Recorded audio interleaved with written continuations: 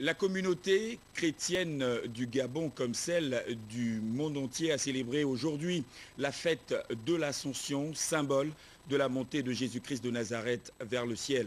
Dans ce journal, nous parlerons également de la fin du séjour du président de la République, chef de l'État, Ali Bongo Ondimba, dans la province de Logouelolo. Voilà pour les titres. Madame, Monsieur, bonsoir et bienvenue à cette édition d'Information. En ouverture de ce journal, la fin du séjour du président de la République, chef de l'État Ali Bongo Ondimba dans la province de Logouelolo. Le président de la République a visité l'état du tronçon routier Lastourville-Koulamoutou. Il a également marqué un arrêt au château d'eau de la ville de Koulamoutou. Les précisions dans ce reportage de nos confrères de la presse présidentielle, Ali Reynald Radjoumba, Barthelbois. Au terme de son séjour dans le département de Molundu, le chef de l'État Ali Bongo Ondimba a emprunté l'axe routier Lastourville-Koulamoutou. Un trajet qui a permis au président de la République de se rendre compte de l'état du réseau routier national. La route, facteur de développement, demeure une priorité pour les autorités gabonaises. En circulant sur l'axe routier Lastourville-Koulamoutou, le président de la République a voulu une fois de plus démontrer que la route s'inscrit dans les actions prioritaires du gouvernement. Et la construction d'une route accroît généralement des échanges, aide à réduire les disparités, contribue à atténuer l'exode rural et finalement débouche sur un développement plus équilibré. Le président de la République, à travers cette visite imprévue sur l'axe routier Lastourville-Koulamoutou, a manifesté sa satisfaction, mais reste convaincu que beaucoup doit être fait pour améliorer l'état du réseau routier national.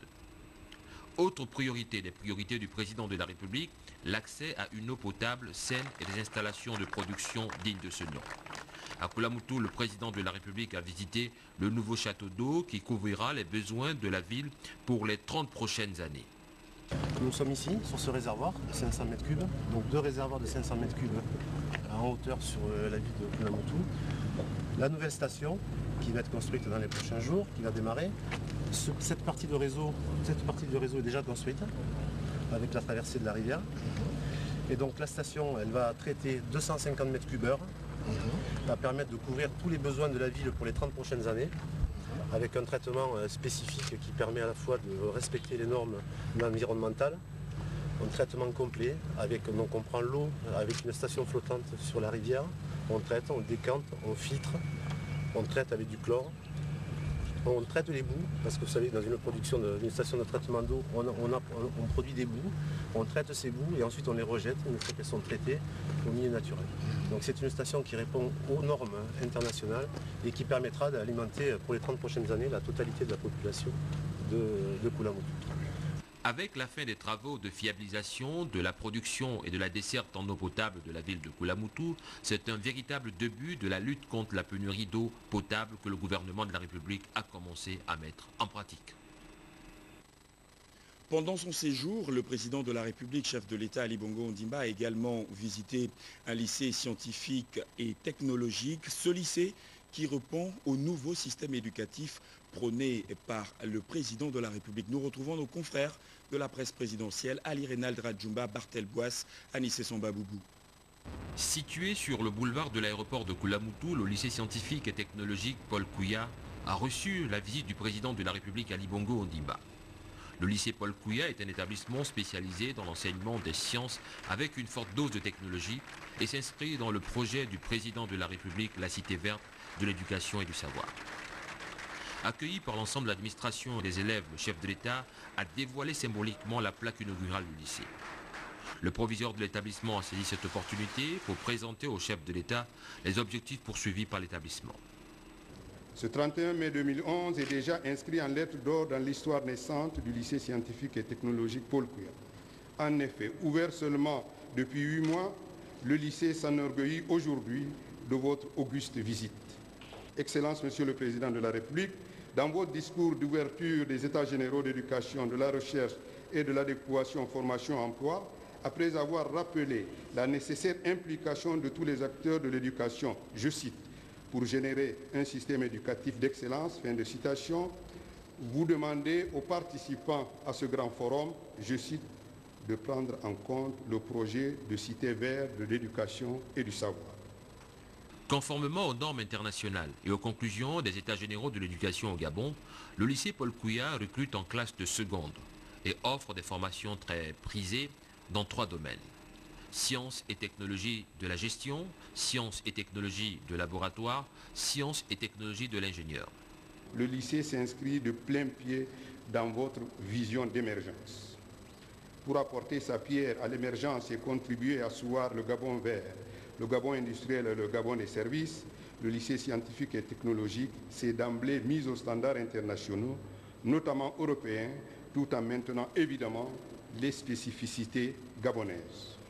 Une visite riche qui a permis au président de la République d'apprécier une telle initiative, qui s'inscrit également dans la vision d'un système éducatif de référence capable de former les Gabonais dans le cadre des piliers Gabon industriel, Gabon vert et Gabon des services. Plusieurs décisions prises lors du Conseil des ministres délocalisé à Koulamoutou, la capitale provinciale de l'Ogooué-Lolo. L'une d'entre elles concerne l'environnement et la biodiversité, et plus particulièrement le braconnage. Voici le regard de notre rédaction à travers la voix de Cyril Bertrand-Galécourt. Pour arrêter le désordre sur l'exploitation sauvage des ressources minières dans la zone de Mikébé, l'abattage des éléphants dans les parcs nationaux et d'autres espèces animales par les braconniers, le président de la République, chef de l'État Ali Bongo Ondimba, ordonne la classification des parcs nationaux en zone spéciale pour la protection de la biodiversité et de l'environnement.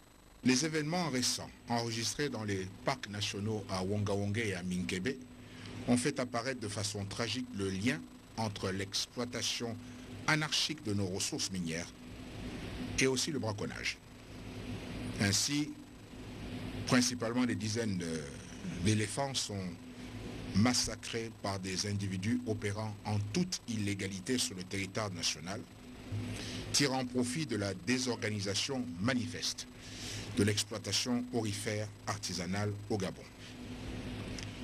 C'est une situation qui nous interpelle tous et nécessite que des mesures urgentes soient prises dans le sens d'un meilleur contrôle de nos ressources naturelles. C'est pourquoi j'ai instruit le gouvernement de procéder dans les meilleurs délais à une classification de nos réserves en termes de ressources stratégiques. Cette mesure est la création, entre autres, d'une unité d'élite militaire pour soutenir l'Agence nationale des parcs nationaux, va répondre aux engagements du gouvernement pour un Gabon vert dont la gestion des parcs nationaux profitera à la nation et au reste du monde. Et parmi les décisions prises lors du Conseil des ministres délocalisé à Koulamoutou, la capitale provinciale de l'Ogooué-Lolo, il y a celle qui concerne le ministère de l'Habitat, celle de remettre l'ensemble des responsables du ministère de l'Habitat à la disposition de la fonction publique. Le dossier de la presse présidentielle, Sébastien Tontou. Capitale régionale de l'Ogooué-Vindo, troisième étape du périple présidentiel des conseils des ministres délocalisés. Les honneurs dus à son très haut rang sont rendus au chef de l'État. Cette foule venue en masse apprendra ici en même temps que l'opinion nationale tout entière ce qu'on pouvait appeler la déclaration de Makokou dans la marche du Gabon vers le développement.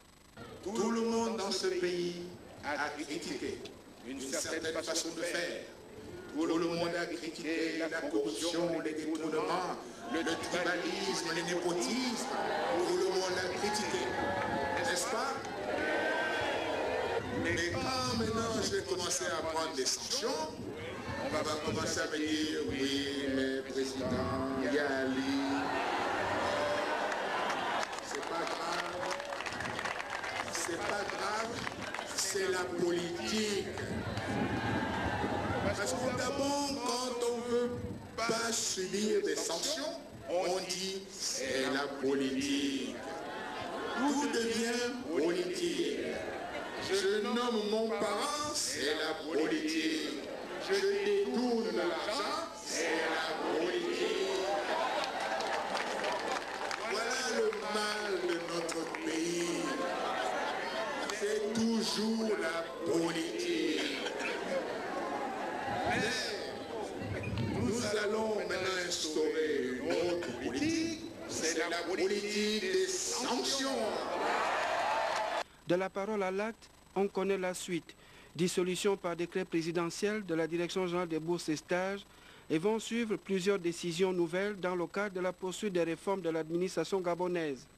Quelques semaines après, Koulamoutou, 5e étape, L'étape intervient alors que plusieurs audits sont en cours dans plusieurs secteurs. À elle aussi, la ville de Koulamoutou aura sa déclaration. J'ai donc décidé de prendre les responsabilités au regard des engagements que j'ai contractés vis-à-vis du peuple gabonais, notamment l'accès au logement et à la propriété.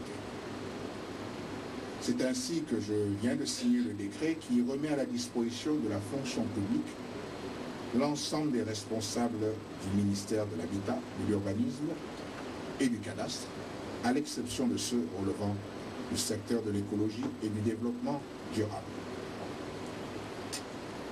À cet effet, un nouveau secrétaire général du ministère en charge de l'habitat, en la personne de M. Daniel Chibinda, vient d'être nommé pour assurer la continuité du service public. La politique de la sanction est bien rentrée en application. La question du logement pour les Gabonais est vitale. Le logement figure bien parmi les priorités du projet de société, l'avenir en confiance. Sa mise en pratique nécessite la conjugaison des efforts, non seulement des populations à aider l'État à les aider, mais surtout aussi à l'administration gabonaise à avoir un sens patriotique à la tâche. Il faut au minimum 5 ans pour avoir un titre foncier quand vous êtes chanceux. Et l'on m'a signalé que c'est un véritable parcours du combattant puisqu'on dépasse les 120 signatures pour avoir un titre foncier. Vous reconnaissez avec moi que c'est ridicule. C'est tout simplement ridicule. Alors, multiplier les étapes comme cela, nous n'allons jamais arriver véritablement à avoir une politique du logement qui soit acceptable. Donc, pour moi, il s'agit de dire, bon, ben, ça suffit, ça fait longtemps qu'on en parle. Tout le monde au Gabon connaît le déficit que nous avons en cette matière. Et la situation n'allant pas en s'améliorant, bon, bah, écoutez, il faut mettre un coup d'arrêt et se dire, bon, on regarde un peu plus de près. Et si c'est une question de volonté des hommes, eh bien, on change les hommes. Si c'est un problème administratif, eh bien, on revoit les textes. Mais le résultat est que je veux des logements pour les Gabonais. Et les Gabonais auront des logements. Les réseaux mafieux, le manque de la République, les non-dits, bref, avec la remise des responsables à la disposition de la fonction publique, le chef de l'État aura joué son rôle et démontré une fois encore sa volonté manifeste. Reste au gouvernement de faire un casting des personnes à même de rendre plus visible à court terme la politique présidentielle en matière d'habitat au Gabon. Et puis, avertissement aux autres secteurs qui n'ont pas toujours compris la vision du chef de l'État. Voilà, le président de la République, chef de l'État Ali Bongo Ondimba, qui rentre de Koulamoutou et qui est attendu à Brazzaville pour prendre part avec d'autres chefs d'État et de gouvernement à la conférence des grands bassins forestiers du monde qui se tient ce vendredi à Brazzaville. Il faut dire que le président de la République, Ali Bongo Ondimba, travaille avec les experts sur ce dossier depuis le 29 mai dernier. Les enjeux de ces assises, Nick Jocelyn Fouba, Armand Mopende, presse présidentielle. La rencontre de Brazzaville réunit pour la première fois les 30 pays des bassins forestiers du monde, à savoir ceux du bassin du Congo, de l'Amazonie et de Bornéo-Mékong. Le sommet a pour objectif de déboucher sur une déclaration conjointe qui mettra l'accent entre autres sur la nécessité d'une coopération véritable avec les pays membres des 3 bassins forestiers tropicaux du monde. Les participants à la conférence internationale de Brazzaville vont certainement mettre sur pied des stratégies d'utilisation durable des ressources forestières. Ils vont également demander à coup sûr la mise en application des mesures de sanctions contre les entreprises qui se livrent à l'exploitation abusée des forêts primaires, sans oublier qu'ils vont aussi débattre de la question de la mise en pratique du fonds de partenariat pour le carbone forestier. Ce fonds sera alloué aux pays forestiers pour bien conserver leurs forêts pour le bonheur de la planète. La conférence de Brazzaville est donc une nouvelle occasion pour la communauté internationale de poser des actes concrets en faveur des pays du bassin du Congo, de l'Amazonie et de l'Indonésie.